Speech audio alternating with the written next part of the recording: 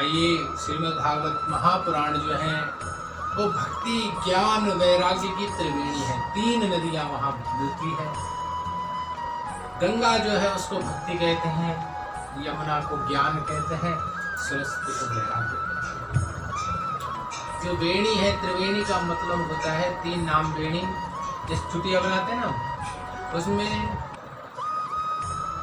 बाल तो हम 3 भागों में लेते हैं हाथ में, लेकिन जब उसे घूमते हैं तो 2 ही दिखते, तीसरी वहाँ लोप हो जाती। ऐसे ही गंगा यमुना है, सरस्वती वहाँ जोप हो जाती। भगवान के चरण भी वैसे ही है। भगवान का जो शरीर है वो श्याम रंग का है, यमुना का रंग। और उनके जो नाखून है वो कैसे हैं? सफेद रंग के हैं, जो गंगा जी का प्रतीक है, यमुना जी का। और सरस्वती जो है वो रक्त वर्ण की है, लाल है, बद्रीनाथ में बहती है और सीधा इलाहाबाद में उठती है, तभी वहां का नाम त्रिवेणी। श्रीमद् भागवत महापुराण की कथा में वर्णन आता है, श्री सूत जी महाराज सौनकादि ऋषियों को कहते हैं, एक बार भगवान नारद जी, जो भगवान विष्णु के मन है, मन को शांत करने के लिए बद्रीनाथ धाम में जा रहे थे। उनको पहले से ही सूर्य भगवान ने आदेश दिया था कि तुम कोई सत्कर्म करो। सत्कर्म की खोज में जा रहे थे, तो यहाँ से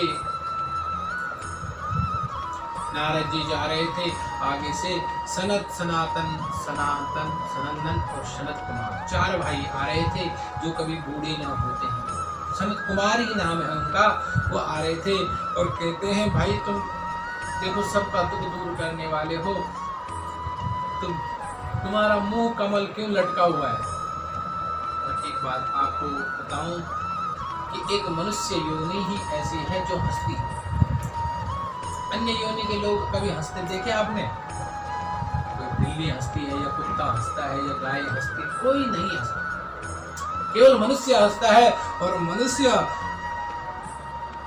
जब हंसता है तो उसके सारे भाग्य उज्जवल हो जाते हैं। एक घड़ी की मुस्कान हमारी तस्वीर सुधार देती है, तो जो जिंदगी भर मुस्कुराता रहे उसका तो जीवन ही सुधर जाएगा। तो मुख कमल लटका हुआ है, आप दूसरे के दुख को दूर करने वाले हो। हे नारद जी, तुमने क्यों मुख कमल लटकाया हुआ है? बोले मुझे किसी ने कहा था, बोले सूर्य भगवान का संदेश आया था कि तुम क्या करो? सत्कर्म करो। अब मैं कौन सा सत्कर्म करूं? सत्कर्म सूचको ज्ञान यज्ञ स्मृतो बुद्धि श्रीमद् भागवत गीता सद्गीता सुखादि। नारद जी महाराज पूरे देश में जब घूमे तो वृंदावन में आए, जमुना जी के किनारे उन्होंने एक स्त्री को देखा। वो स्त्री बड़ी सुंदर है, जवान है, तरुणी है, रो रही है। तो नारद जी ने देखा 2-3 स्त्रियां बैठी है, तो यहाँ पर स्त्री मेरा क्या काम? जाने लगे तो स्त्री कहती है कि भोवो साधु क्षणम तिष्ठ मचिंता मशिनासे। हे ऋषिवर, आप जरा एक क्षण रुक जाइए, कीजिए, मैं बड़ी दुखी हूँ। बोले क्यों दुखी है? बोले ये मेरी बहनें हैं, जो बगल में यमुना, सरस्वती, स्त्री रूप धारण कर रखा है सब। गंगा आदि नदियां हैं, उनकी सेवा में मैं भक्ति हूँ। और ये मेरे 2 बालक हैं जो बूढ़े हो चुके हैं। काल योगे न जल, काल के प्रभाव से ये बूढ़े हो चले हैं। मैं नहीं चाहती, कोई भी माँ ऐसा नहीं चाहती कि पुत्र उनका बूढ़ा हो और वो जवान। मैं क्या करूं?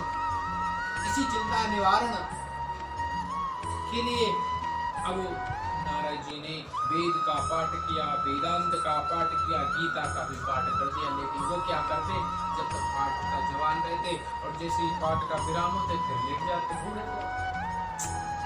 बड़ी चिंता में है, अब मैं क्या करूं? मैं बद्रीनाथ आ गया और कुमारों का बताओ। बोले तुम श्रीमद् भागवत कथा का परिचय करो, सप्ताह श्रवणम